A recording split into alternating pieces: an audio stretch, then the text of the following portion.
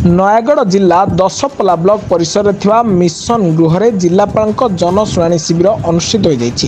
ନୟାଗଡ଼ ଜିଲ୍ଲାପାଳ ଅକ୍ଷୟ ସୁନୀଲ ଅଗ୍ରୱାଲଙ୍କ ଆହ୍ୱାନ କ୍ରମେ ଏହି ଜନଶୁଣାଣି ଶିବିରରେ ନୟାଗଡ଼ ଉପଜିଲ୍ଲାପାଳ କର୍ଣ୍ଣଦେବ ସାମାଦାର, ଏଡିଏମ୍ ଦିଲ୍ଲୀପ କୁମାର ବଳ, ନୟାଗଡ଼ ଏସ୍ପି ରାହୁଲ ଜୈନ, ତହସିଲଦାର ସ୍ମୃତି ରଞ୍ଜନ ଶତପଥୀ, ଏବିଡିଓ ଶାରଦା ପ୍ରସନ୍ନ ମହାନ୍ତି,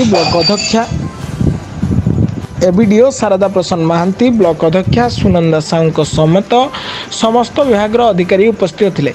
କିନ୍ତୁ ବ୍ଲକ ଅଧିକାରୀଙ୍କ କ'ଣ ଅସୁବିଧା ହେଲା ଯେ କିଛି ସାମ୍ବାଦିକଙ୍କୁ ଖବର ଦେଲେ ହେଲେ ଅନ୍ୟ ସାମ୍ବାଦିକଙ୍କୁ ଖବର ଦେଲେ ନାହିଁ। ଏମିତି ଗତ ଶିବିରକୁ ସାମ୍ବାଦିକଙ୍କୁ ଖବର ଦିଆଯାଇନଥିଲା। ବାହାରୁ ଖବର ଶୁଣି କିଛି ସାମ୍ବାଦିକ ଯାଇଥିଲେ ମଧ୍ୟ ତାଙ୍କୁ ବସିବା ପାଇଁ ସିଟ୍ ନଥିଲା। ତେବେ ସାମ୍ବାଦିକଙ୍କୁ ଉପେକ୍ଷା କରୁଛନ୍ତି କାହିଁକି? ସମସ୍ତ କାର୍ଯ୍ୟରତ ସାମ୍ବାଦିକଙ୍କୁ ଖବର ଦେଲେ କିଛି ଅସୁବିଧା ହେବ ନା? ଭିତିରିଆ କଥା ବାହାରେ ପ୍ରକାଶ ହୋଇଯିବାର ଭୟ ରହୁଛି। ଦଶପଲ୍ଲାରୁ ବଳଭଦ୍ର କରଙ୍କ report, Black Hit News Odia.